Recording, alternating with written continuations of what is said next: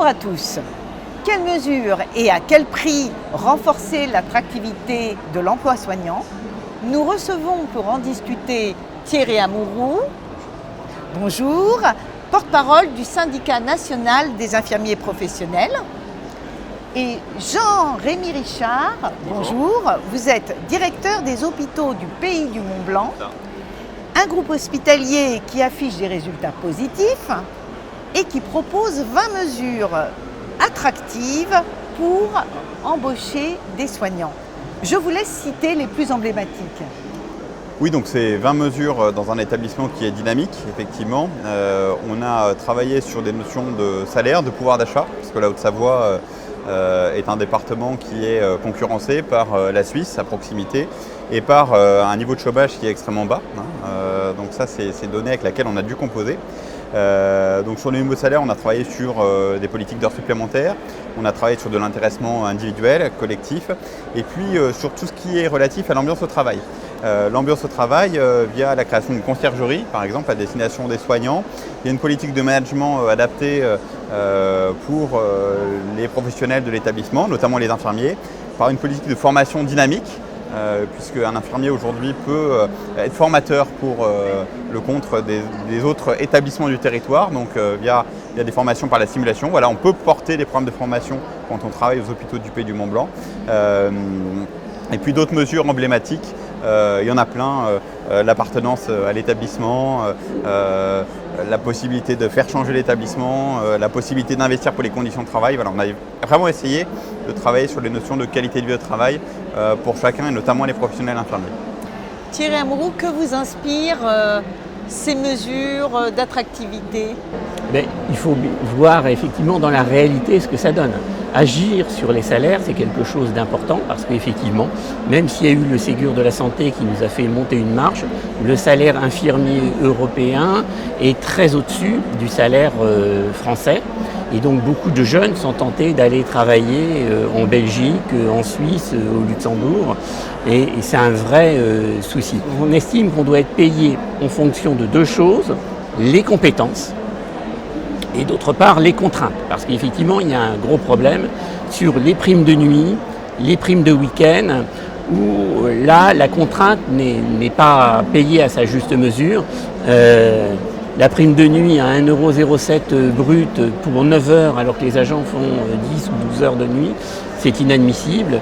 La prime de week-end, c'est pareil, c'est très mal payé. Jean-Rémy Richard, qu'est-ce que vous voudriez répondre concernant les salaires? Alors, sur les salaires, je pense que le cadre législatif et réglementaire est ce qu'il est.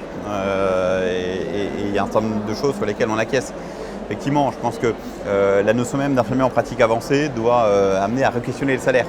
Et sur la partie évolution de carrière, il n'est pas normal d'un point de vue de la fonction publique, je suis d'accord, que la perspective d'évolution de carrière pour un infirmier soit la perspective de devenir cadre. Effectivement, on a un certain nombre d'infirmiers qui veulent devenir cadre, indubitablement, et à l'inverse, des personnes qui veulent renforcer la vision technique, peut-être la vision coordination de leur métier, soit via des formations infirmières en pratique avancée, soit via des fonctions qui amènent à davantage de coordination. Je pense à une infirmière qui pourrait travailler en éducation thérapeutique du patient et coordonner les parcours d'éducation thérapeutique des patients, ou un des infirmiers qui pourrait travailler sur un volet gestion des lits qui nécessite quand même une adéquation par rapport à un métier, une capacité à communiquer, à se projeter avec des médecins, avec une administration et avec l'ensemble des autres services. Et c'est vrai que là-dessus, on ne dispose pas à l'heure actuelle de l'ensemble des dispositifs juridiques qu'on souhaiterait avoir pour améliorer les salaires au parcours. Là, on parle de valorisation salariale, mais que pensez-vous des mesures mises en place pour une meilleure qualité de vie au travail? Parce que c'est important ça aussi. Pour ce qui est de la politique de formation, ça nous semble effectivement quelque chose d'important, de pouvoir assurer un tutorat correct des étudiants en soins infirmiers, alors qu'aujourd'hui, ils sont confrontés au fait de venir dans des services qui sont déjà en sous-effectif, donc qui ont du mal à assurer l'accompagnement de ces jeunes et ne leur donnent pas forcément une bonne vision de l'établissement de santé. Donc pouvoir agir là-dessus, faire en sorte que les secondes parties de carrière soient libérées un jour par semaine, par exemple, pour assurer la fonction de tutorat.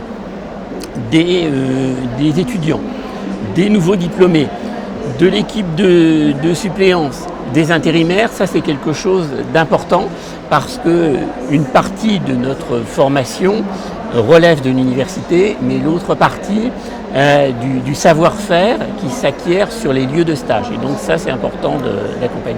Puis après, il y a les conditions de travail au quotidien.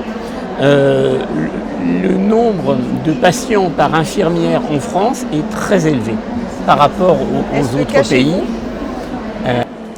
Alors chez nous, c'est un peu particulier. C'est un point sur lequel on veille, effectivement, par rapport à la lourdeur des patients, etc. Mais on est un établissement qui est fortement marqué aussi par la saisonnalité. Et donc on est amené constamment à renforcer nos effectifs pour faire face à des afflux touristiques en hiver. Donc c'est difficilement comparable parce que quand il y a plus de patients, en général, on met plus de monde et c'est nécessaire vraiment à l'accueil des patients. Des professionnels paramédicaux heureux, c'est des patients heureux. Et c'est une institution heureuse. Et ça, je pense qu'il faut le retenir. Eh bien, merci beaucoup. Donc, des soignants heureux, c'est des patients heureux. Merci à tous. Merci.